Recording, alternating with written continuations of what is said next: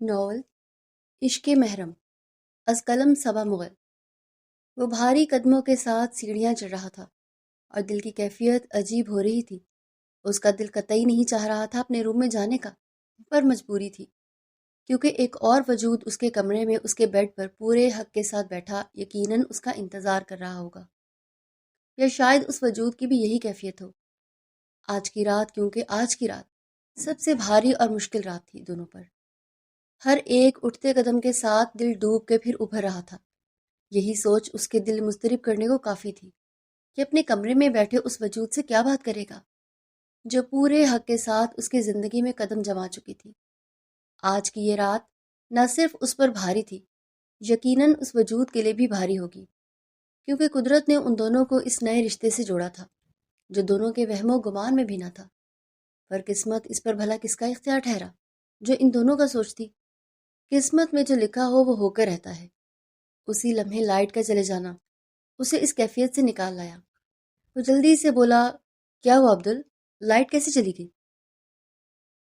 اسی لمحے دوسرے ملازم نے کہا، سر، عبدل دیکھ رہا ہے، جنریٹر میں کوئی مسئلہ ہے شاید، اس لیے لائٹ چلی گئی ہے۔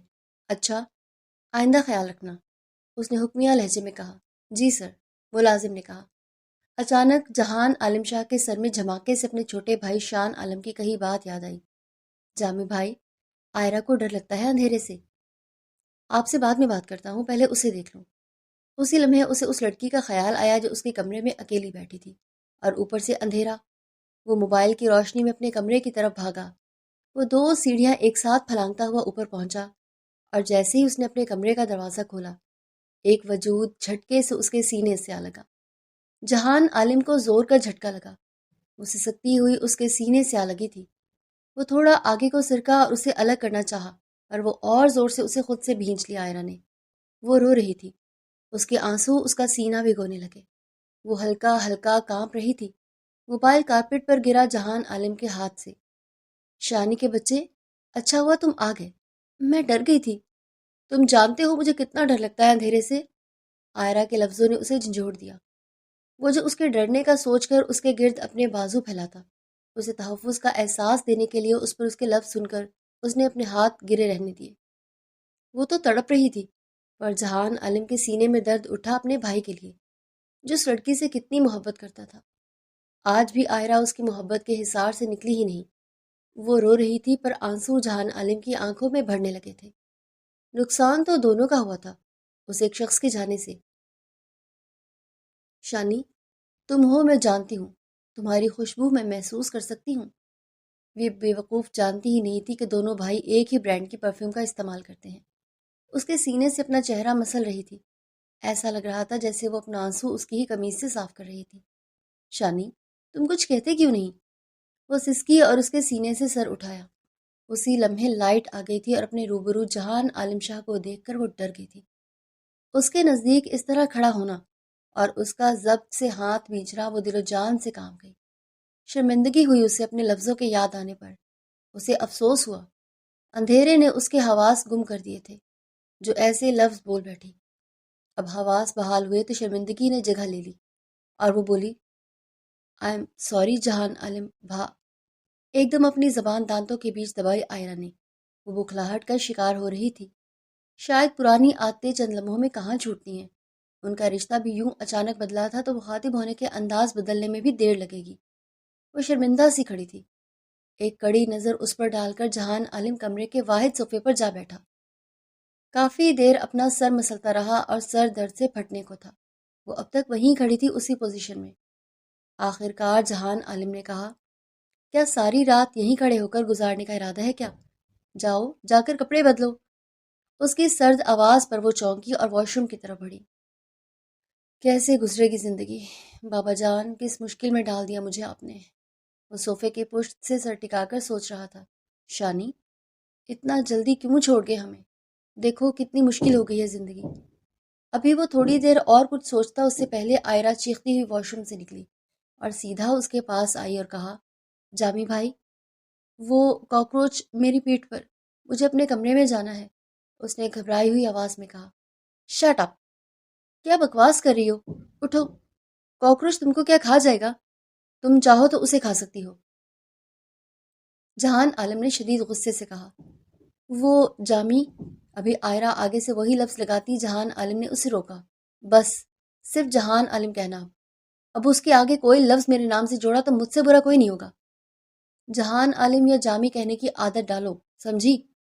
آئرہ نے منہ بسورا اور نظر جھکا لی۔ اسے اپنی بے وقوفی پر رونا آنے لگا تھا۔ اور اپنا حلیہ دیکھو ایک نظر، اس طرح کی بے وقوفی کی امید نہیں تھی تم سے مجھے، اور لگتا ہے تم نے تو سارے بے وقوفی کے ریکارڈ توڑنے ہیں آج رات میں۔ جہان عالم نے اسے شیشے کے سامنے کھڑا کیا، جو بغیر دوپٹے کے تھی، بلاؤز کی آدھی کھلی زپ آدھی بند اس کے جسم کے ہر نشیب و فراز کو نمایاں کر رہی تھی۔ اسی وقت جہان عالم نے اس پر دوپٹہ ڈالا اور کہا، جاؤ چینج کرو اس لباس کو، اب کسی بات پر چیخنا مت۔ یہ بھی شکر ہے کہ میرے کمرے کی وال ساؤنڈ پروف ہے، ورنہ تم نے تو… اس نے غصے سے ڈانٹتے ہوئے کہا، اب بت بن کے کیا کھڑی ہو، جاؤ یہاں سے اور چینج کرو۔ اسے ہنوز کھڑا دیکھ کر غصے سے جہان عالم نے کہا تھا، وہ پہلے آپ چل کر دیکھیں کاکروچ تو نہیں ہے واش روم میں، پھر… وہ بھی اپنے نام کی ایک تھی۔ اف خدایا، تم کبھی سدھر نہیں سکتی، جامی نے کہا چڑ کر۔ اس کا دل چاہا کہ اپنا سر پیٹ لے۔ اتنا کہہ کر وہ واش روم کی طرف بڑھا اور اندر دیکھ کر واپس آیا۔ دیکھ آیا ہوں اور کوئی کاکروچ نہیں ہے، اب جاؤ کپڑے بدلو، جامی نے کہا اور وہ جلدی سے واش روم چلی گئی۔ وہ واش روم سے باہر آئی سادہ حلیے میں، اب کہ اس نے دوپٹہ اچھی طرح خود پر لپیٹا ہوا تھا۔ وہ شرمندگی کے مارے سر نہیں اٹھا پا رہی تھی۔ جہان عالم اس پر سخت نگاہ ڈالتا واش روم کی طرف بڑھا۔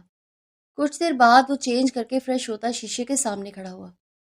وہ صوفے پر سمٹی لیٹی تھی سونے کے لیے۔ ایک نظر شیشے میں اسے دیکھ کر جہان عالم نے سخت لہجے میں کہا، شرافت سے بیڈ پر سو جاؤ، اور مجھے اس قسم کے ڈرامے سخت ناپسند ہیں۔ وہ… آئرہ نے کچھ کہنا چاہا پر اس کی زبان کی لڑکھڑاہٹ واضح تھی، پر جامی نے اس کی بات کاٹ کر کہا، میں نے اس بات کی صفائی نہیں مانگی، میں نے حکم دیا ہے جاؤ بیڈ پر سو جاؤ، لیفٹ سائڈ پر مجھے رائٹ سائڈ پر سونے کی عادت ہے۔ وہ اس پر اپنی بات واضح کرتا خود پر سپرے کرتا ہوا بیڈ پر آیا تھا۔ اٹھو، اب کیا دعوت نامہ دینا پڑے گا؟ آپ کے جہان عالم نے نہ صرف سخت بلکہ طنزیہ لہجے میں کہا تھا۔ جی۔ وہ خاموشی سے لیفٹ سائڈ آ کر لیٹ گئی سمٹ کر۔ کتنے لمحے خاموشی کے نظر ہوئے۔ جہان عالم نے اٹھ کر اس پر اپنا کمبل ڈالا اور لائٹ آف کی۔ وہ ڈر گئی۔ اسی وقت جہان عالم نے زیرو بلب کھولا تاکہ کچھ روشنی ہو سکے۔ آئرہ کے دل کو کچھ سکون آیا۔ کچھ دیر بعد جہان عالم نے محسوس کیا کہ وہ سسک رہی تھی۔ جامی چاہ کر بھی اسے روکنے کی ہمت نہ کر سکا، کیونکہ وہ جانتا تھا وہ شانی کے لیے رو رہی ہوگی۔ پھر کس وقت نیند کی دیوی دونوں پر مہربان ہوئی پتہ ہی نہیں چلا دونوں کو۔ اسد شاہ کے دو ہی بیٹے تھے، جہان عالم شاہ اور شان عالم شاہ۔ دونوں بھائیوں میں 10 سال کا فرق تھا۔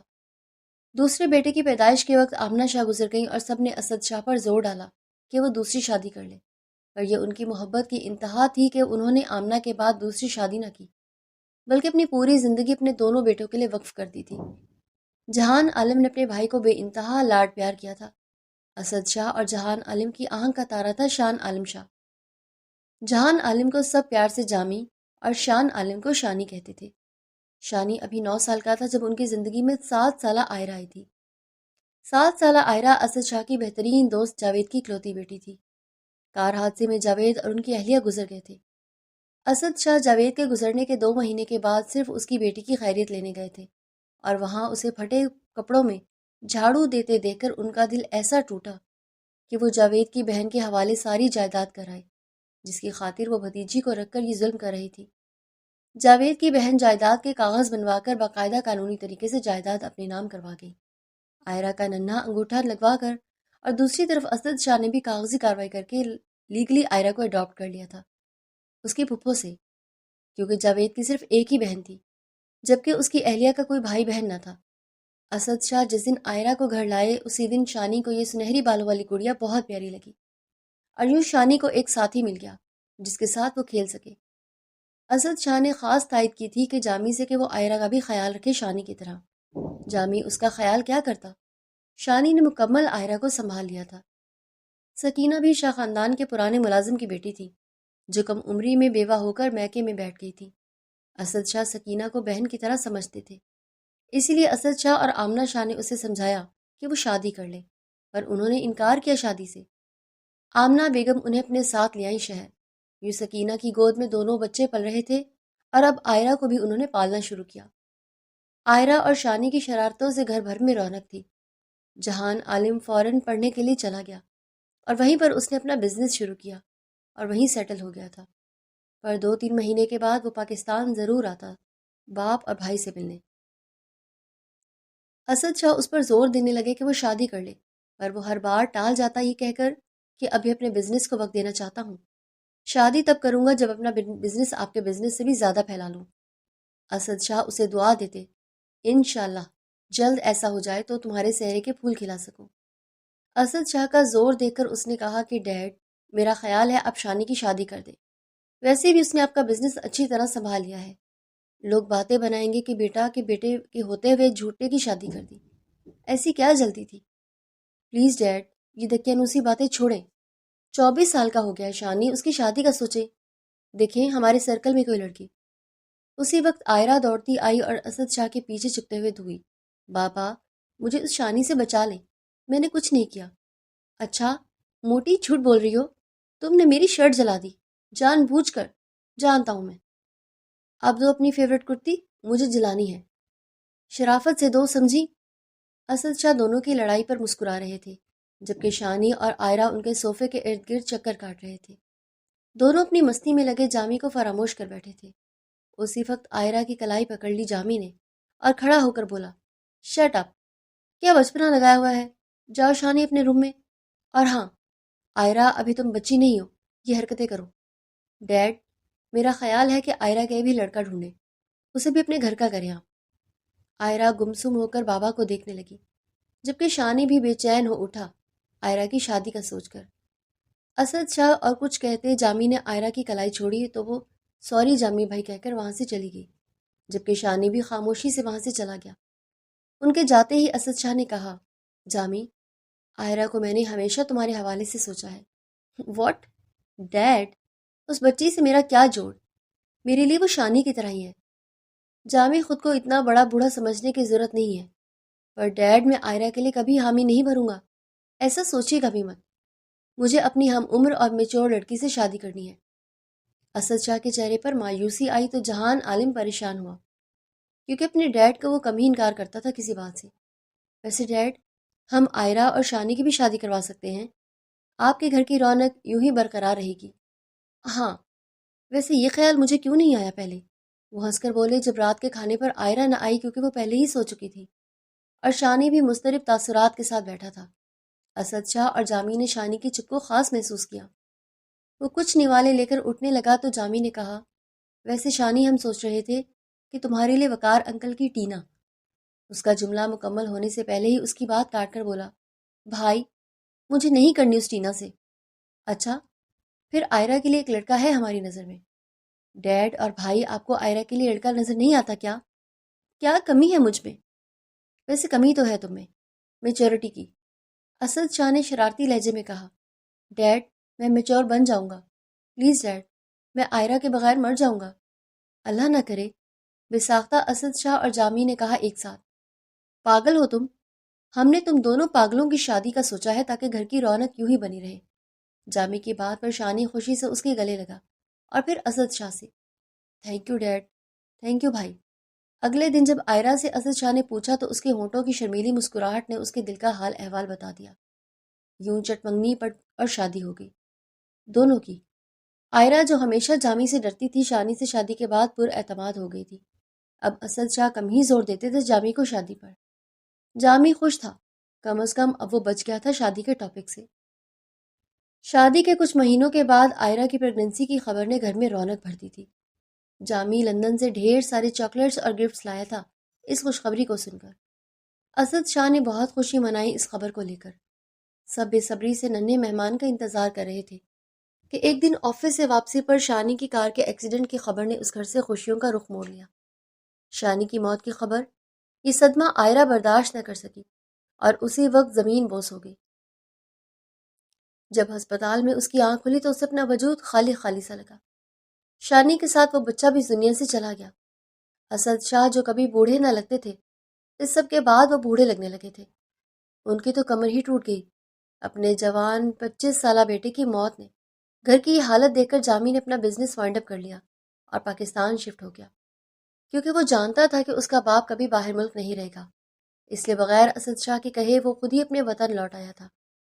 اسد شاہ اس کے گلے لگا کر بہت آنسو بہائے، کیونکہ ان کے بیٹے نے ان کا مان رکھا بغیر کہے۔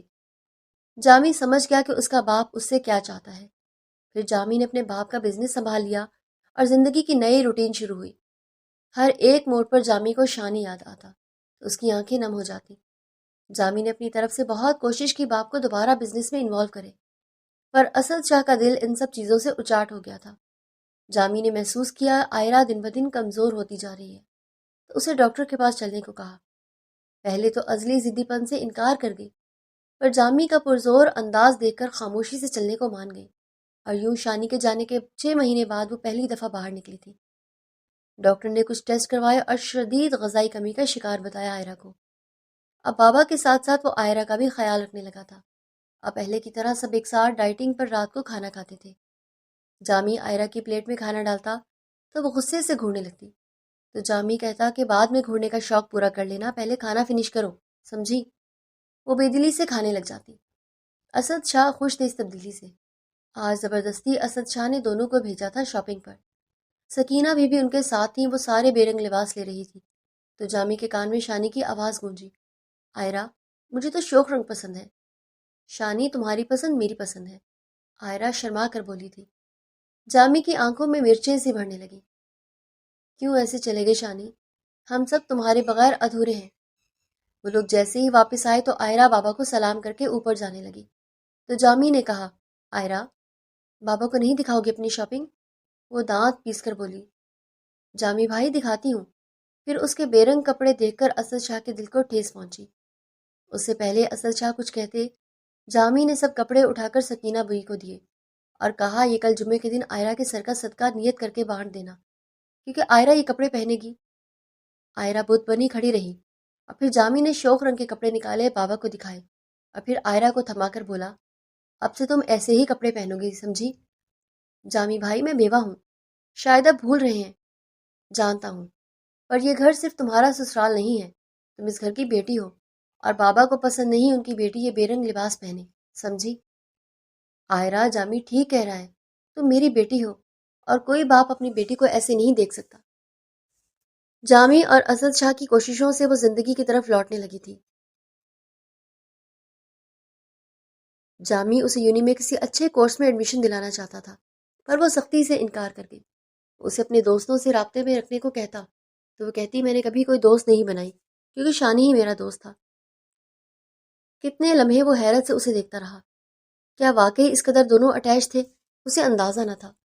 دونوں کی شدید محبت ہی تھی یہ کہ دونوں نے کبھی اتنی دوستیاں نہ رکھی، وہ دونوں ہی ایک دوسرے کو کافی تھے۔ پھر کچھ دن بعد اسد شاہ کے چچا زاد ارکم شاہ گاؤں سے آئے تھے ایک عرض لے کر۔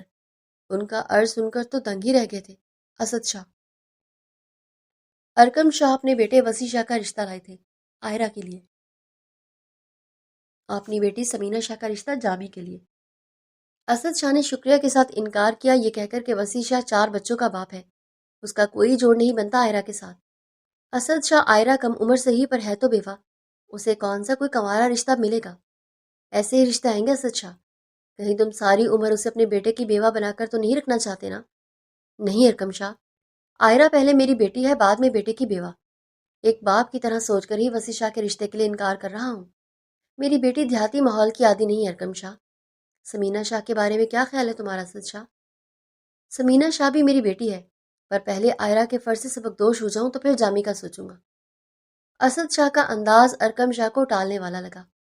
مجھے لگ رہا ہے کہ تم مجھے ٹال رہے ہو، کہیں تم جامی جیسا کوئی خوبرو مرد آئرہ کے لیے سوچ رہے ہو کیا؟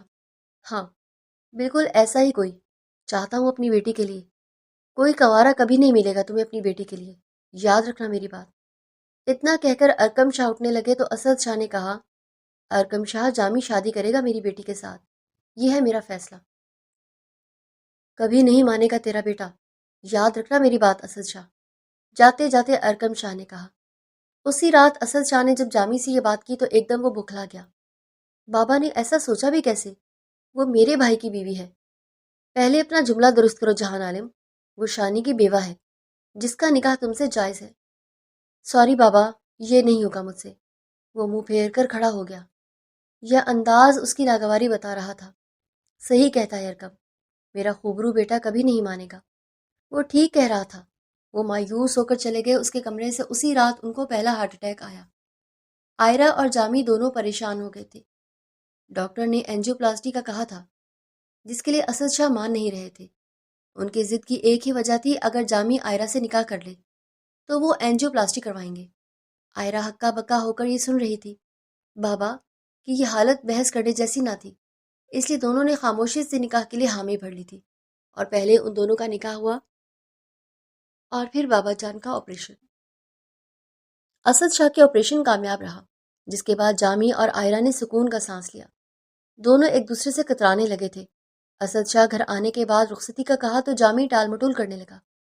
آئرہ اور جامی کا گریز دے کر آخرکار انہوں نے حج پر جانے کا سوچا، اور یوں جامی کو رخصتی کے لیے ماننا پڑا۔ جامی بہت فکر مند تھا باپ کو لے کر، پر اسد شاہ اپنے دوست وقار کے ساتھ جا رہے تھے، اس لیے دل کو کچھ تسلی تھی۔ اگلی صبح وہ دونوں ایک ساتھ کمرے سے نکلے، اور آئرہ کو زبردستی اس نے تیار کروایا تھا، یہ کہہ کر، ایک بات میری ذہن میں بٹھا لو، بابا کو اس ایک ہفتے میں کوئی تکلیف، کوئی پریشانی نہیں دینا چاہتا۔ بہتر ہوگا میرا ساتھ دو۔ اچھا ہی ہوگا جب وہ سعودیہ چلے جائیں، خوش اور مطمئن ہو کر جائیں، کوئی دکھ کوئی پریشانی نہ ہو ان کے ساتھ۔ آئی سمجھ میری بات؟ جامی نے کہا تو جواب میں آئرہ بولی، جی سمجھ گئی۔ یہ کہہ کر وہ باہر جانے لگی۔ رکو، کیا سمجھی ہو تم؟ جامی نے پوچھا۔ کہ اس کی زبان لڑکھڑائی۔ بس دیکھ لی تمہاری عقل۔ جاؤ پہلے یہ بدرنگ کپڑے بدلو اور اچھے کپڑے پہنو۔ آگے کیا کرنا ہے یہ مجھے بتانا نہ پڑے۔ جاؤ بدلو یہ لباس، جامی نے حکم دیا۔ یوں وہ سجی سمری جامی کے ساتھ کمرے سے باہر آئی، اور دونوں اپنی طرف سے سب نارمل ہے کا تاثر دے رہے تھے۔ ہفتہ کیسے گزرا پتہ ہی نہیں چلا۔ اس ایک ہفتے میں بات بالکل نہیں بدلی، وہ ہر رات اس کے پہلو میں روتی ضرور تھی۔ جامی چاہ کر بھی کچھ نہیں کر پاتا تھا۔ جس دن بابا کو روانہ ہونا تھا، جامی اور وہ دونوں انہیں ایئرپورٹ چھوڑنے آئے تھے۔ جاتے وقت وہ دونوں سے بولے، ویسے دونوں بہت اچھے ایکٹر ہو، اچھے کپل کی ایکٹنگ کرنا مت چھوڑنا تم دونوں میرے جانے کے بعد۔ شاید واپس آؤں تو حقیقت میں تم دونوں اتنے اٹیچ ملو۔ وہ دونوں شرمندہ ہوئے اور نظریں جھکا لی دونوں نے۔ پھر دونوں ان کے چیک اپ کرنے کے ہی لوٹ آئے گھر، اور جیسے اپنے کمرے میں آیا، آئرہ کو نہ پا کر حیران ہوا۔ جا کر دیکھا تو وہ اپنے پرانے کمرے میں جا چکی تھی۔ اس کی کلائی تھامتا اپنے روم میں لایا تو وہ چیخ کر بولی، یہ کیا طریقہ ہے؟ پاپا جا چکے ہیں، اب اس ڈرامے کی ضرورت نہیں ہے۔ جانتا ہوں، پر گھر میں ڈھیر سارے ملازم ہیں، میں کسی ڈرامے کے ڈرامہ افورڈ نہیں کر سکتا، سمجھی؟ پورا دن کہیں بھی رہو، پر رات میں تم یہی رہو گی۔ آئی سمجھ میری بات؟ وہ ہوں بول کر بیٹھ گئی۔ چند لمحوں بعد بولی، آپ دوسری شادی کر لیں، میں نہیں رہ سکتی آپ کے ساتھ۔ آئرہ کے ایسا بولنے پر جامی تڑک کر بولا، تم کون ہوتی ہو مجھے مشورہ دینے والی؟ اور تم سے مانگا کس نے مشورہ؟ پہلے ایک بیوی تو سنبھال لوں، پھر دوسری کروں گا۔ جامی کو بے انتہا غصہ آیا ہوا تھا، اس لیے جو منہ میں آ رہا تھا وہ کہے جا رہا تھا۔ جب وہ اس کا لحاظ نہیں کرتی تو وہ بھی سارے لحاظ بالائے طاق رکھ کر بول رہا تھا، اور ہاں، اگر کروں گا تو تم سے نہیں پوچھوں گا، اور نہ مجھے تمہاری اجازت درکار ہے۔ بہتر یہی ہوگا کہ تم اپنے کام سے کام رکھو، اور آخری بات اپنے مشورے رکھو اپنے پاس۔ جہان عالم، وہ آئرہ نے دوبارہ کچھ کہنا چاہا، اسے ٹوک کر جامی نے کہا، چپ، ایک لفظ اور نہیں کہنا۔ تمہارے حق میں یہی بہتر ہوگا کہ تم چپ چاپ میری بات مانو اور مجھ سے فضول بحث اور مجھے فضول مشورے دینے سے گریز کرو۔ جامی کے دو ٹوک انداز پر وہ چپ ہو گئی، پر آنکھیں بہنے کو تیار تھیں۔ آرام سے اپنی سائڈ لیٹ کر اپنے رونے کا شوق پورا کر لو، کیونکہ اب مجھے عادت جو ہو گئی ہے اس راگ کو روز رات سننے کی۔ جامی کو بے انتہا غصہ آ رہا تھا اس کے فضول مشورے پر۔ کیا وہ اتنا مرا جا رہا تھا بیوی کی توجہ کے لیے جو وہ اسے ایسے مشورے دے رہی تھی؟ کیا واقعی اسے میری قربانی کا احساس بھی نہیں، اور نہ میری کوئی ویلیو ہے اس کی نظر میں؟ اتنا گرا پڑا اس نے جہان عالم شاہ کو سمجھ رکھا ہے، میں چاہ کر بھی تم سے بے پرواہ نہیں ہو سکتا، کیونکہ بابا جان نے تمہیں میرے ذمہ لگایا ہے۔ اس نے سوچ کر اپنی پیشانی مسلنے لگا۔ سر کا درد بڑھتا ہی جا رہا تھا۔ اسے ڈانٹ کر خود بھی بے چین ہوتا تھا۔ وہ کتنی اذیت وہ محسوس کر رہا تھا، آئزہ کو ذرا احساس نہ تھا اس بات کا۔ آئرہ نے آج اسے شدید مایوس کر دیا تھا۔ آئرہ ایک بار پھر رونے کا سیشن شروع کر چکی تھی، اور جامی پر اذیت بن کر گزرنے لگے اس کے آنسو، پر وہ خود کو بے بسی کی انتہا پر محسوس کر رہا تھا۔ اگلے دن بابا جان نے اپنے پہنچنے کی خیریت بتائی اور دونوں نے ان سے خوشی سے بات بھی کی تھی تاکہ وہاں وہ پرسکون رہیں۔ جہان عالم اپنے زیادہ تر کام خود کرتا تھا، پر اب آئرہ کو مصروف کرنے کے لیے اس سے کہنے لگا تھا، جس پر وہ چڑھتی تھی، جیسے کپڑے نکالنا، آفس جانے کے اور واپس آنے کے۔ کافی کا اکثر اس سے کہتا۔ وہ جانتا تھا آئرہ کو اس کے کام کرنے سے پرابلم تھی، پر وہ پھر بھی کہتا تھا تاکہ اس کی مصروفیت بڑھے۔ بے چین خود بھی رہتی ہے اور مجھے بھی رکھنے میں کوئی کسر نہیں چھوڑتی۔ اکثر ایسا جامی سوچتا تھا اس کے رویے کو لے کر۔ ایک بار پھر جامی نے سوچا کہ اسے پڑھنے کے لیے قائل کرنے کی کوشش کر کے دیکھے، اس لیے اسے پڑھنے کا کہا، جس پر وہ چڑھ کر غصے سے بولی، مجھے کچھ نہیں کرنا اور نہ مجھے کچھ اچھا لگتا ہے۔ اگر کر سکتے ہیں تو ایک کام کرے میرے لیے۔ اس نے سوالیہ نظروں سے دیکھا، جس پر وہ بولی، میری جان بخش دیں، مجھے نہیں رہنا آپ کے ساتھ، مجھے اذیت سی محسوس ہوتی ہے اس طرح جینے میں، خدا را مجھے میرے حال پر چھوڑ دیں، دل چاہتا ہے زہر کھا لوں، اس طرح روز روز مرنے سے بہتر ہے، پر خودکشی حرام ہے، اسی چیز نے مجھے روکا ہوا ہے۔ آئرہ کو ذرا احساس نہ ہوا کہ اس بری طرح سے اس نے جہان عالم کا دل دکھایا ہے۔ وہ جتنا اس کا سوچتا ہے اتنا وہ اسے بدزن ہونے لگتی تھی۔ وہ ایک کڑی نظر اس پر ڈال کر آفس روانہ ہوا اور بغیر ناشتے کے۔ آئرہ کو اپنے سخت لفظوں کا احساس ہوا۔ وہ شرمندہ سی اس کے پیچھے گئی اور کہا، پلیز ناشتہ کرتے ہوئے جائیں۔ اس کے پیچھے گاڑی تک آئی تھی۔ شکریہ، بہت اچھا ناشتہ کروا چکے ہو تم اپنی باتوں سے، اس سے زیادہ میں ہضم نہیں کر پاؤں گا۔ وہ طنز کرتا ہوا گاڑی میں چلا گیا۔ آج آفس میں اس کے بزنس پارٹنر اور بیسٹ فرینڈ زین کی کسی بات پر بھی اس کے ہونٹوں پر ہنسی نہ آئی۔ زین ایک ہنسمکھ قسم کا بندہ تھا۔ اس کے جوکس اور پرینکس اکثر جہان عالم کو ہنساتے رہتے تھے۔ زین کو احساس ہوا ضرور کچھ ایسا ہوا ہے جو اتنا اپسٹ تھا جامی۔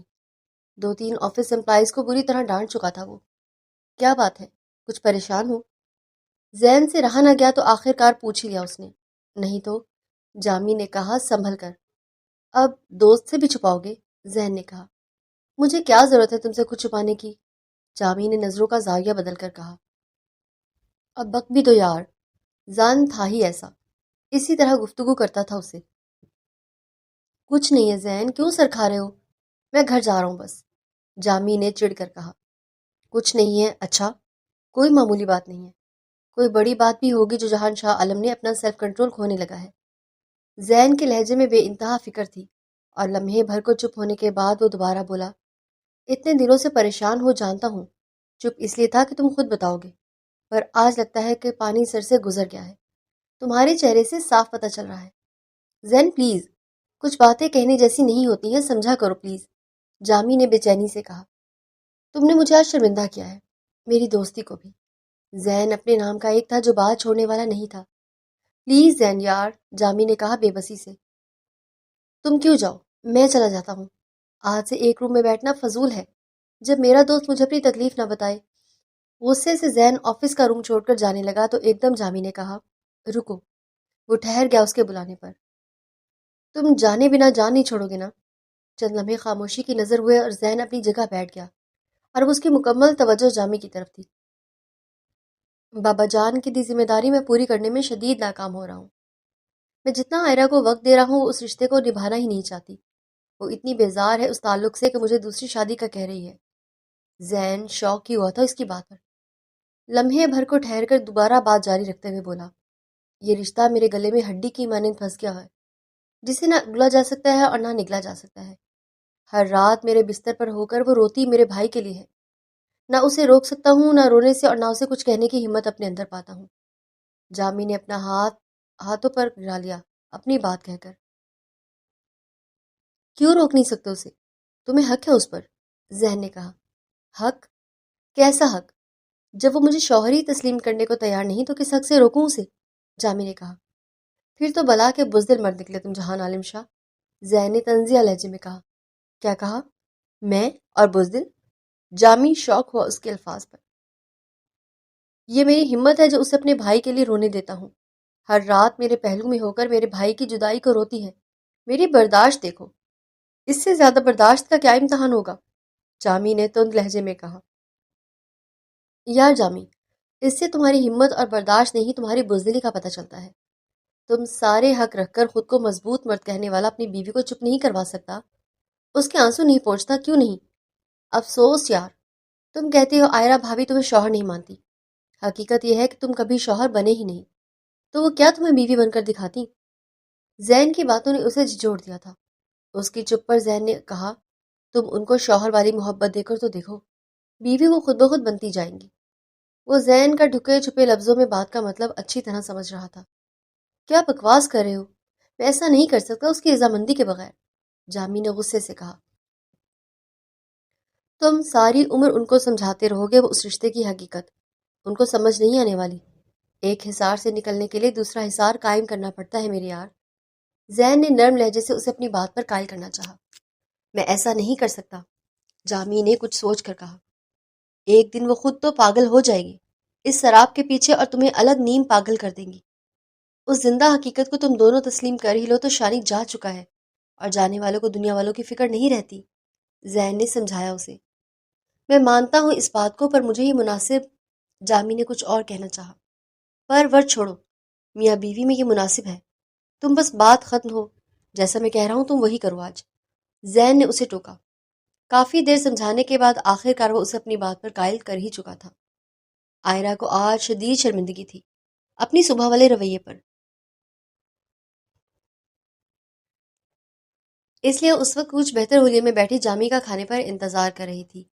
جامی جیسے ہی گھر پہنچا، لاؤنج میں اسے بہتر حلیے میں دیکھ کر حیران ہوا۔ اس کے ہونٹوں پر مسکراہٹ آئی جسے لمحے میں اس نے چھپا لیا۔ آج اس نے غور سے دیکھا تھا، اسے وہ ذرا سی تیاری میں غضب لگ رہی تھی۔ سنہری بال ادھے کلپ میں مقید، کچھ لٹیں چہرے کا طواف کر رہی تھی، گلابی گال، گلابی ہونٹ اور کاجل لگی گہری آنکھیں۔ اس کا حسن قیامت خیز ہی تھا۔ ایک سائڈ پڑا دوپٹہ اس کے جسم کو نمایاں کر رہا تھا۔ آج پہلی دفعہ جہان عالم نے اسے شوہرانہ نظر سے دیکھا تو آئرہ نے جلدی سے اپنا دوپٹہ سینے پر پھیلایا۔ عورت اس معاملے میں سدا سی تیز رہی ہے، کسی کی بھی ایسی نظر لمحوں میں پہچان جاتی ہے۔ آج اس کے اس طرح دیکھنے پر وہ حیران ہی تھی۔ اچھی لگ رہی ہو، ایسے ہی سج سور کر رہا کرو، جامی نے اس کے گال کو چھو کر کہا جس سے اس کا دل زور سے دھڑکا۔ ان کو کیا ہوا ہے آج؟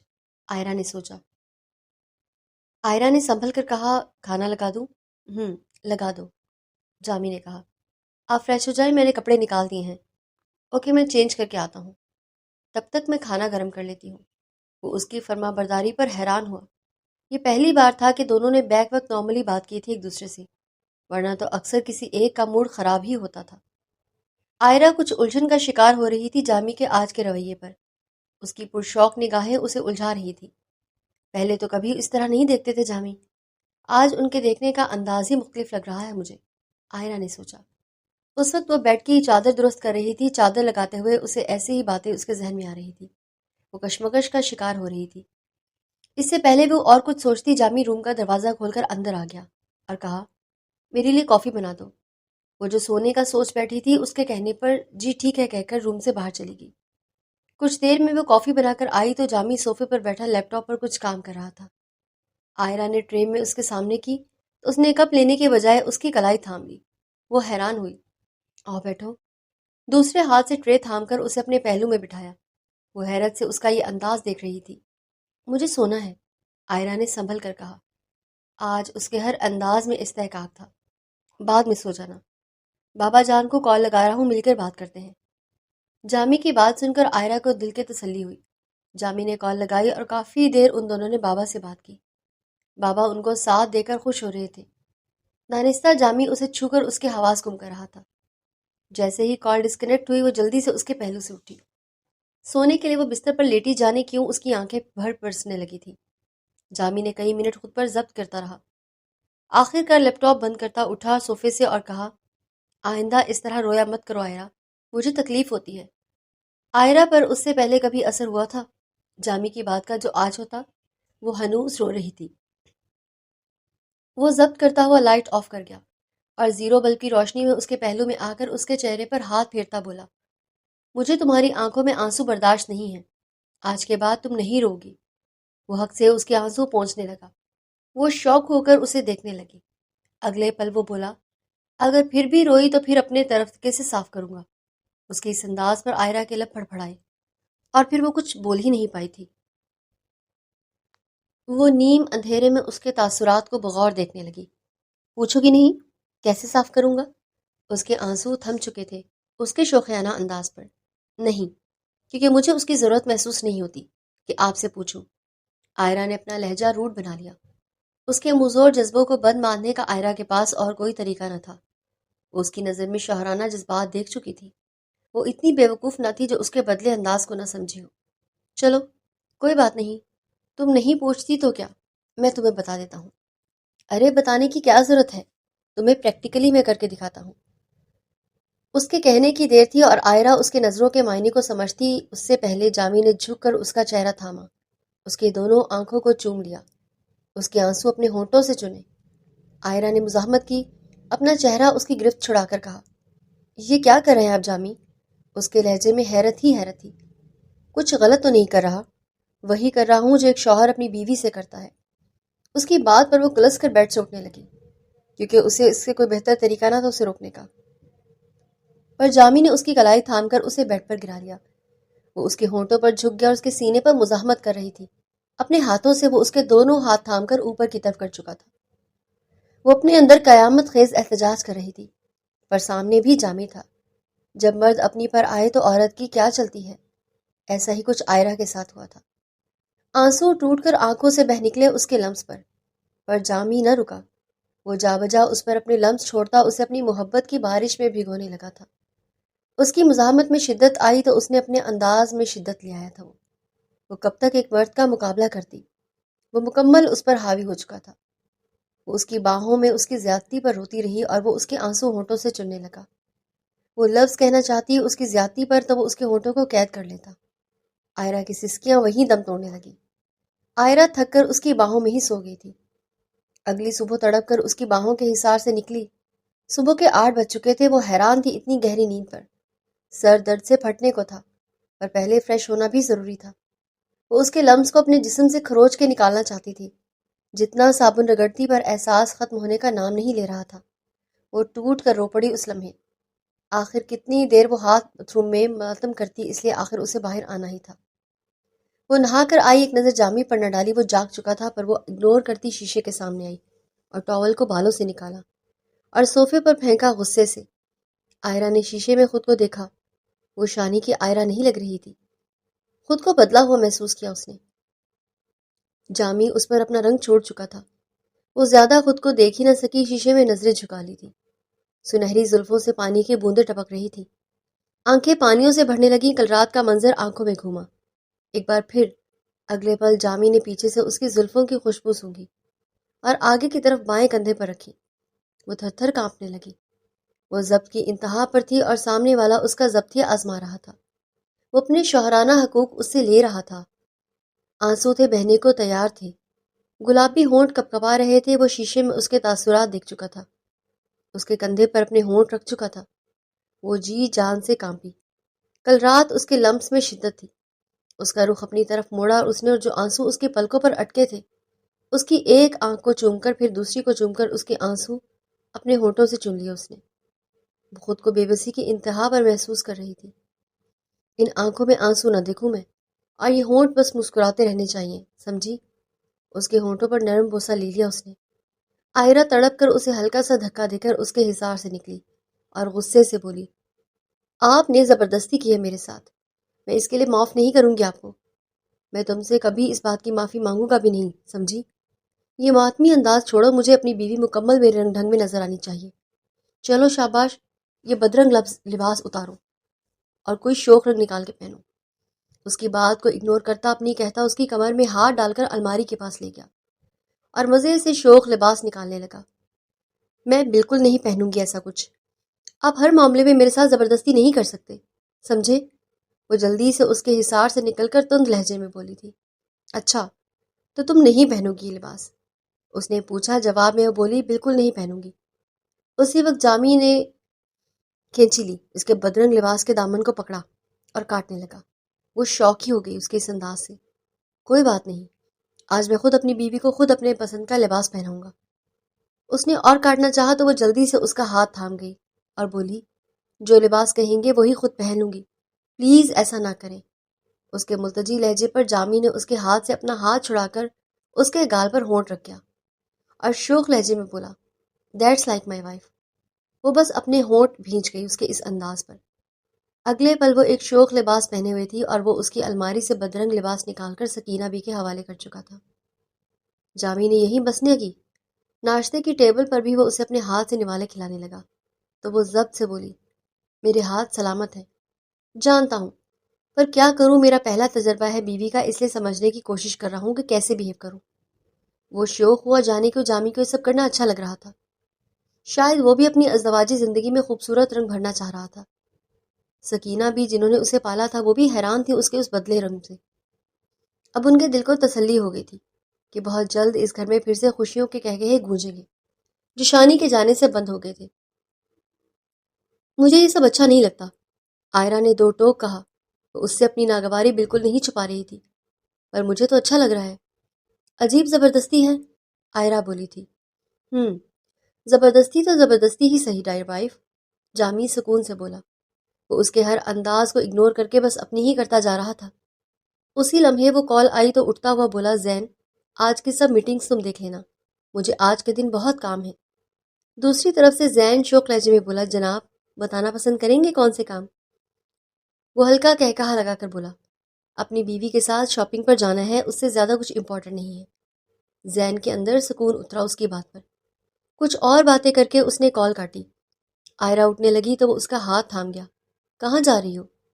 کام ہے کچھ، وہ نروٹھے پن سے بولی۔ کام تو ہوتے رہیں گے، فی الحال میرے پاس بیٹھو، اور وہ اسے لے کر صوفے پر بیٹھ گیا۔ وہ اپنے ہر انداز سے اسے حیران ہی کرتا رہا، اور وہ لیپ ٹاپ پر کام کر رہا تھا پر اسے اپنے پاس بٹھایا ہوا تھا۔ دن کے 1 بجے وہ اسے لے کر مال گیا جہاں سے اس نے ڈھیر ساری شاپنگ کرواتا رہا۔ وہ ہر چیز اسے اپنی پسند سے دلا رہا تھا۔ وہ جتنا اگنور کرتی اتنا وہ اسے گھسیٹ لیتا۔ اس سب میں لنچ بھی ان دونوں نے باہر کیا اور ڈنر بھی۔ ڈنر کے بعد وہ اسے آئس کریم کھلانا نہ بھولا کیونکہ اسے یاد تھا کہ وہ کس قدر آئس کریم کھانے کی شوقین ہے۔ اس لمحے جامی اور آئرہ کو شانی شدت سے یاد آیا، دونوں کو۔ جامی کو شانی یاد آیا جو آئرہ کو ہر دوسرے دن آئس کریم کھلانے لے جاتا۔ پریگننسی میں تو وہ راتوں کو اٹھ کر اس سے ضد کرتی لے جانے کی۔ شانی اس کی فکر میں منع کرتا تو وہ جامی سے کہتی اور جامی کے حکم پر وہ لے جاتا۔ آئرہ کی آنکھوں میں آنسو بھرنے لگے تو وہ نرمی سے انہیں صاف کر گیا۔ آئرہ نے غور کیا تو جامی بھی چپکے سے اپنی آنکھوں کو صاف کر رہا تھا۔ شاید دونوں کا درد ایک ہی تھا۔ اس رات بھی وہ شانی کو یاد کر کے رونے کا سیشن شروع کرتی۔ وہ لیپ ٹاپ بند کرتا، لائٹ آف کر کے بیڈ پر لیٹ گیا۔ وہ بے آواز رو رہی تھی، شانی کو یاد کر کے۔ ابھی چند پل گزرے وہ اس کی کمر میں ہاتھ ڈال کر اس کا رخ اپنی طرف کر گیا۔ وہ چونک گئی۔ کیا اب اپنی مرضی کا ایک پل مجھے نصیب نہیں ہوگا؟ کیا میری اپنی کوئی مرضی نہیں ہو سکتی؟ وہ سسک کر اس سے شکوا کر بیٹھی۔ وہ زیرو بلب کی روشنی میں اس کا معصوم چہرہ دیکھتا رہ گیا۔ جامی کو اس پر ڈھیر سارا پیار آ رہا تھا جو رونے کے ساتھ ساتھ اپنے گلابی لب کاٹ رہی تھی۔ سمجھتا ہوں تمہاری مرضی، ٹھیک ہے، تم کو تنگ نہیں کرتا، آج کی رات پر یہ رونے کے شغل کا شوق بھی پورا کر سکتی ہو۔ وہ حیران ہوئی اس کی بات پر کیا؟ وہ بولی، جتنا چاہو ہر رات رو سکتی ہو، پر میرے سینے میں منہ چھپائے، باقی اکیلے رونے کی تم کو اجازت نہیں ہے میری طرف سے۔ اگلی پل وہ اس کا سر اپنے سینے سے لگا گیا۔ کم آن، شروع ہو جاؤ۔ وہ چند منٹ ہی رو سکی تھی کیونکہ جامی کی پرفیوم کی خوشبو، اس کے ہاتھ کا لمس جو وہ نرمی سے اس کی پیٹھ پر پھیر رہا تھا، آئرہ کو رونے ہی نہیں دے سکا۔ وہ کھسک کر اس سے دور ہوئی تو جامی بولا، اتنا جلدی چپ ہو گئی؟ میں ٹھیک ہوں، مجھے سونا ہے، پلیز تھوڑا دور ہو جائے۔ ٹھیک ہے، پر تھوڑا سا ہی دور ہو سکتا ہوں، زیادہ نہیں، کیونکہ اچھے شوہر اپنی بیوی سے ذرا سی دوری برداشت نہیں کر پاتے۔ اس کے آنے سے آئرہ نے سر ہٹا دیا، پھر وہ اس کے بازو سے سر نہ ہٹا سکی کیونکہ اسے جامی نے ایسا نہ کرنے دیا اور وہ غصہ ہو رہی تھی، پر وہ بے پرواہ بنا رہا۔ ویسے شکر ہے تم نے رونے کا سیشن جلدی ختم کر دیا، ورنہ شاید میں اپنا ضبط کھو دیتا اور پھر تم کو شکایت ہو جاتی مجھ سے۔ جامی کی بات پر وہ غصے سے بولی، جیسے آپ کو پرواہ ہے میری شکایت کی، آپ کو تو بس اپنی مرضی سے سروکار ہے۔ اس سے زیادہ اسے بولنے کا موقع دیے بغیر اس کے ہونٹوں پر جھک گیا اور پوری شدت سے اس کے سارے شکوے شکایت چننے لگا۔ وہ تڑپ ہی اٹھی اس کے اس انداز پر۔ کافی دیر بعد اس کے لبوں کو آزاد کر گیا اور اس کے لبوں کو سہلاتا وہ بولا، اور کچھ؟ مجھے سونا ہے۔ وہ منہ بسور کر اپنا رخ پھیرنے لگی تو وہ اسے خود کی طرف موڑ گیا، اس کا سر اپنے سینے میں چھپا لیا۔ آئرہ اس کی ڈٹائیوں سے عاجز آ کر اس کے سینے میں منہ چھپاتی آنکھیں موند گئی اور وہ زیر لب مسکراتا آنکھیں موند گیا۔ اس کے اندر ڈھیروں سکون اترنے لگا تھا۔ وہ آفس آیا تو اس کے آتے ساتھ ہی زین بولا، یہ دن بھی اس زندگی میں آنا تھا جو جہان عالم صاحب نے ایک دن چھٹی کی، پھر اگلے دن لیٹ بھی پہنچا ہے آفس۔ واہ رے مولا تیری شان، یہ دن بھی دیکھنا پڑے گا اس زندگی میں، سوچا نہ تھا۔ دیکھ لو زین، یہ دن بھی تم کو دکھا دیا، سو سے تھینکس ٹو می، وہ شوخ انداز میں بولا۔ یہ کیا دیکھ رہی ہیں میری گناہگار آنکھیں جہان عالم صاحب؟ ہنسنے لگے ہیں اور بڑے شوخے ہو رہے ہیں۔ زین نے آنکھیں گھمائیں۔ اسی لمحے جامی بریف کیس رکھتا اس کی سیٹ کی طرف مڑا، اسے بازو سے پکڑ کر اٹھایا، اس کے گلے لگ گیا۔ تھینکس یار، تم نہ ہوتے تو میں سمجھ ہی نہ پاتا کہ اللہ نے کتنا خوبصورت رشتہ بنایا ہے۔ میرے اندر سکون سا اتر آیا ہے زین۔ تھینک یو یار۔ زین بھی اسے خود سے بھینچ گیا اور شوخی سے بولا، دیکھ رہا ہوں بھابھی کا اثر کہ بھول گیا دوستی میں سوری اور تھینکس کی کہاں جگہ ہوتی ہے۔ اچھا بابا نہیں کہتا کچھ، اب چلو اگلی میٹنگز کے پوائنٹ ڈسکس کر لیں۔ زین سے جدا ہوتا جامی بولا تھا، پھر مسکراتے ہوئے دونوں اپنی سیٹس پر بیٹھے اور اگلے پوائنٹس ڈسکس کرنے لگے۔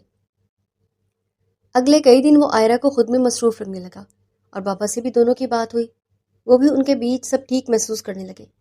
جامی کے چہرے کی رونق لوٹ آئی تھی، وہ خوش تھے، پر آئرہ کا رویہ ان کی سمجھ سے باہر تھا، پر انہوں نے چھیڑنا مناسب نہ سمجھا۔ جامی آئرہ کا بے انتہا خیال کرتا اور کوشش کرتا کہ وہ رات کو بالکل نہ روئے۔ وہ کافی حد تک اس میں کامیاب بھی ہوا تھا۔ وہ جو پہلے بالکل نوٹس نہ لیتا تھا آئرہ کی ناگواری کا، جانے کیوں اب اسے اذیت سی ہونے لگی تھی جب وہ اس سے دور خوش ہوتی اور اس کے پاس ہونے سے بیزاریت کا تاثر دیتی تھی۔ جانے کیوں اسے برا لگنے لگا تھا۔ وہ بھی ایک مرد تھا جو اپنے جذبوں کی پذیرائی چاہنے لگا تھا، پر آئرہ کا سرد انداز اسے تکلیف دینے لگا تھا۔ عید کی شاپنگ بھی جامی نے زبردستی آئرہ کو کروائی، اس کے لیے چوڑیاں بھی لیں۔ عید کی رات اسے پارلر لے جا کر مہندی لگوائی اور فیشل وغیرہ کروایا۔ یہ سب کام اس نے زین کی بیوی کے ذریعے کروائے تھے۔ آئرہ کی بیزاریت کو شدت سے محسوس کیا زین کی بیوی نے، پر وہ اگنور کر کے بس وہی کر رہی تھی جو اس کے شوہر نے سمجھایا تھا۔ فیشل اور کٹنگ کے بعد وہ اور پیاری لگ رہی تھی اور مہندی کا رنگ بھی بہت چڑھا تھا، جس پر زین کی بیوی نے چہک کر کہا، جامی بھائی کی محبت کا رنگ آیا ہے بھابھی۔ آئرہ نے اپنے ہونٹ بھینچ لیے اس کی بات پر۔ عید کی رات بھی جامی اس کے ہاتھ چوم گیا، یہ کہہ کر کہ مجھے مہندی بہت پسند ہے اور میں لکھا میرا نام، آج سے پہلے مجھے اپنا نام اتنا پیارا کبھی نہیں لگا۔ جبکہ آئرہ اپنے ہاتھ چھڑا گئی، یہ کہہ کر کہ مجھے بالکل پسند نہیں ہے مہندی، یہ نام تو بھابھی نے زبردستی لکھوایا ہے۔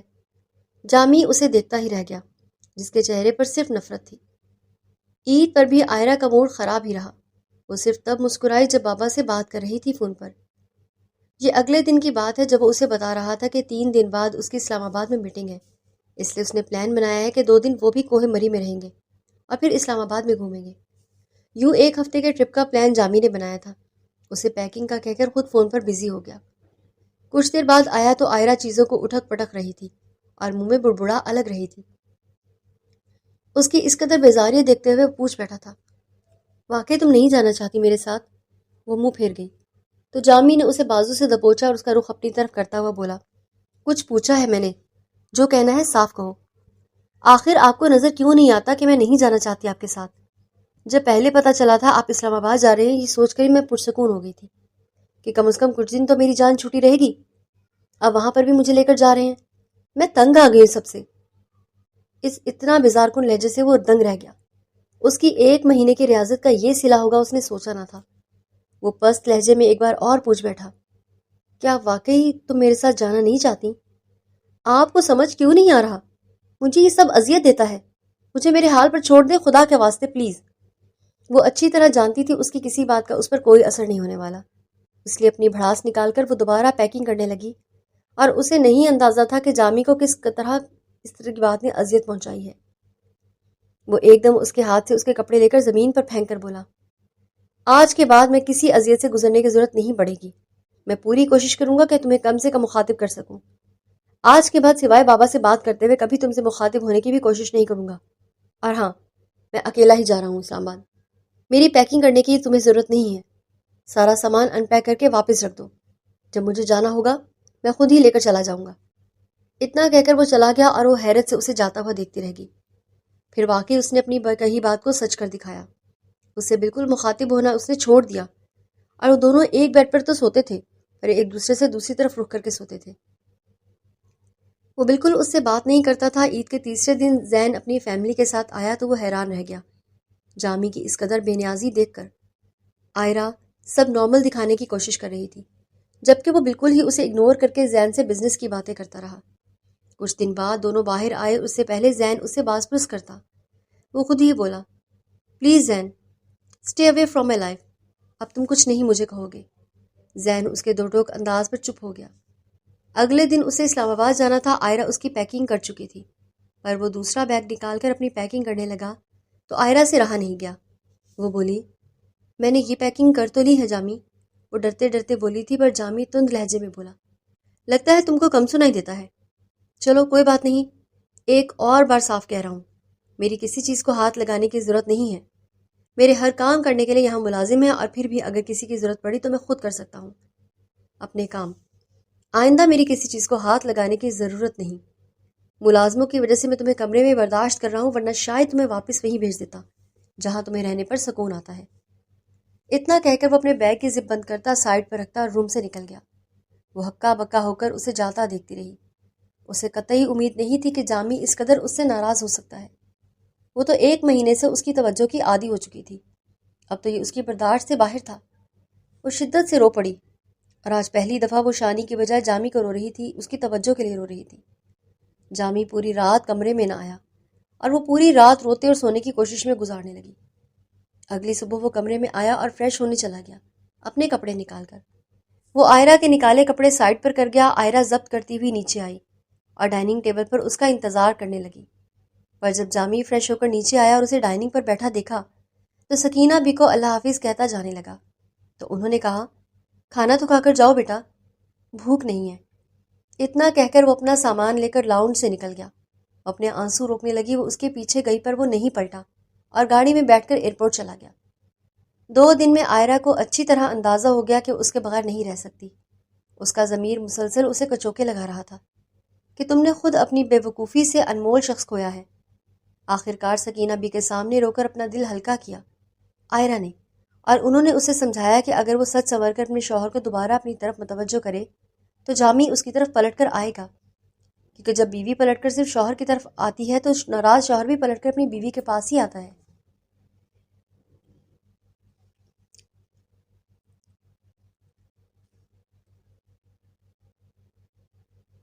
جامی نے اسے تو نہیں بتایا تھا واپسی کا، پر وہ سکینہ بیکور کو بتا کر آیا تھا۔ جس دن اس کی واپسی تھی اس دن آئرہ سچ سنور کر اس کا انتظار کر رہی تھی، پر جامی نے اسے مکمل اگنور کر دیا۔ جب اس نے بات کرنے کی کوشش کی تو جلدی سے جامی نے موبائل اٹھا کر کسی کو کال ملائی اور اٹھ کر چلا گیا۔ وہ جتنا اس سے بات کرنے کی کوشش کر رہی تھی اتنا وہ اس سے دور بھاگ رہا تھا۔ اب وہ اسے اگنور کر رہا تھا، جو آئرہ کی برداشت سے باہر تھا۔ اگلے دن جب وہ دونوں بابا جان سے بات کر رہے تھے، انہوں نے کہا، جامی، یاد ہے نا تم دونوں کو شادی اٹینڈ کرنی ہے، وکاس والوں کی؟ تم کل مہندی میں گئے تھے۔ سوری بابا جان، حافظ کا بہت کام تھا اس لیے میں نہیں جا سکا، پر انشاءاللہ کل ولیمے پر میں چلا جاؤں گا۔ جامی، اکیلے مت جانا، آئرہ بھی چلے گی تمہارے ساتھ۔ بابا، اس کی ضرورت نہیں ہے، میں اکیلا ہی چلا جاؤں گا۔ آئرہ کو پرابلم ہوتی ہے ایسے فنکشن پر جانے سے۔ آئرہ کچھ کہتی اس سے پہلے وہ اس کے بدلے بولا تھا۔ اب آپ کو شدید غصہ آیا اس لیے وہ بولی، بابا جان، مجھے کوئی پرابلم نہیں ہے، شاید ان کو لے جانے میں پرابلم ہو۔ اتنا کہہ کر وہ اٹھ کر چلی گئی۔ آئرہ کے اس انداز پر بابا جان بے انتہا ہنسنے لگے اور بولے، برخوردار، ابھی بیوی کے دل کے حال سمجھنے میں وقت لگے گا۔ چلو کل آئرہ کو ساتھ لے جانا ولیمے پر، اور لازمی شرکت کرنا، سمجھے؟ جی بابا جان، وہ کھسیانی ہنسی ہنس کر بولا تھا۔ اگلے دن وہ تیار ہو کر بیٹھی تھی تاکہ جامی کا کوئی موقع نہ دے اسے چھوڑ کر جانے کا۔ اس کے ساتھ جانا چاہتی تھی، پر جب رات کے 10 بجے تک بھی جامی نہیں آیا تو اسے اچھی طرح سمجھ آ گئی اپنی اوقات، کہ اب وہ اس کی نظروں میں کبھی اپنا مقام حاصل نہیں کر پائے گی۔ کبھی خود پر ہونا اتنا اور کبھی جامی پر غصہ آتا، اور یوں ہی کرتے کرتے رات کے 12 بج گئے۔ سکینہ بھی اسے کھانے کا کہہ کر ضد میں بیٹھی رہی کہ نہیں، وہ بعد میں کھا لے گی۔ وہ انہیں سونے کا کہا، پھر واقعی وہ سونے کے لیے چلی گئی۔ جب رات کے 2 بجے کا وقت ہوا، اب اسے شدت سے جامی پریشانی ہونے لگی، کیونکہ اتنی دیر تک کبھی جامی باہر نہیں رہا تھا، اور ولیمے کی دعوت تو اتنی دیر کبھی کوئی چلتی نہیں۔ اب اس کے دل میں وسوسے آنے لگے اور دل بھی گھبرانے لگا۔ اب صحیح معنی میں اسے جامی کی فکر ہونے لگی تھی کہ وہ بس خیریت سے ہو۔ اسے کال کی تو اس کا نمبر بھی بند جا رہا تھا۔ آئرہ کے اوسان خطا ہونے لگے۔ یا اللہ، جامی کو کچھ نہ ہو ورنہ میں مر جاؤں گی۔ پلیز اللہ ان کا ساتھ ہمیشہ میرے ساتھ رہے، میں ان کی ہمیشہ قدر کروں گی، کبھی کوتاہی نہیں کروں گی ان کا حق ادا کرنے میں، بس ایک دفعہ وہ آ جائیں، ان کو منا لوں گی، پر یا اللہ ان کو کچھ نہ ہو، میں ان کے بغیر مر جاؤں گی۔ وہ اس کی سلامتی کی دعا کرنے لگی۔ اب اسے نماز کا خیال آیا اور وہ وضو کے لیے اٹھی۔ اسی وقت لاؤنج کا دروازہ کھلا اور جامی کو پٹیوں میں جکڑا دیکھ کر اس کا دل کانپا اور وہ دوڑتی ہوئی اس کے گلے آ لگی۔ جامی، میں ڈر گئی تھی، آپ کو کچھ ہو جاتا میں مر جاتی۔ یا اللہ ان کو یقین آ جائے کہ میں ان سے کس قدر محبت کرتی ہوں، پلیز جامی مجھے معاف۔ اس کی باتوں پر وہ حیران ہو رہا تھا، جو بغیر کسی سوچ کے جو منہ میں آ رہا تھا بولے جا رہی تھی، اس کے سینے سے لگی اور تڑپ تڑپ کر رو رہی تھی۔ آئرہ یار، تمہاری محبت کا یقین تو کر لوں گا، پر پہلے ذرا میرے حال پر رحم کھاؤ یار، سچ میں میرا ایکسیڈنٹ ہوا ہے، یہ پٹیاں جھوٹ موٹ میں نہیں بندھوائی میں نے، پلیز میرا یقین کر لو۔ جامی کی معصوم سی التجا پر شرمندہ ہو کر آئرہ اس سے الگ ہوئی تو زین اور وسیم بولے، سچ میں بھابھی ایکسیڈنٹ ہوا، یہ بیچارہ خود ہمارے سہارے کھڑا ہے، ورنہ اب تک زمین بوس ہو جاتا۔ آئرہ شرمندہ سی کھڑی سوری بولی اور وہ تینوں مسکرا رہے تھے آئرہ کی حرکت پر۔ یوں دونوں دوستوں نے اسے بیڈ روم میں لے گئے اور جامی کو لٹایا۔ آئرہ کو بیڈ ریسٹ اور دوائیوں کا سمجھا کر وہ دونوں چلے گئے تھے۔ اس کی تیمارداری میں لگ گئی۔ پھر رات کے آخری پہر وہ اس کا ہاتھ تھامے بولی، مجھے معاف کر دے جامی، پلیز۔ معاف تو کر دوں، پر پہلے وہ کہو جو تم نے میرے دوستوں کے سامنے کہا تھا۔ آئی لو یو جامی، میں آپ کے بغیر نہیں رہ پاؤں گی۔ وہ حیرت سے اسے دیکھنے لگا۔ اسے یقین نہیں آ رہا تھا کہ اتنا جلدی وہ اعتراف بھی کر لے گی، پر وہ نہیں جانتا تھا کہ آئرہ کس قدر اسے چاہنے لگی تھی، اور اتنے چاہنے والے شخص کے لیے اتنا اعتراف کرنا تو بنتا ہی تھا۔ وہ مطمئن ہو کر اس کے سینے پر سر رکھ گئی۔ آئی لو یو ٹو آئرہ، مجھے تم نے آج بہت بڑی خوشی سے نوازا ہے۔ وہ مسکرا رہا تھا اور آئرہ بھی مسکرا رہی تھی۔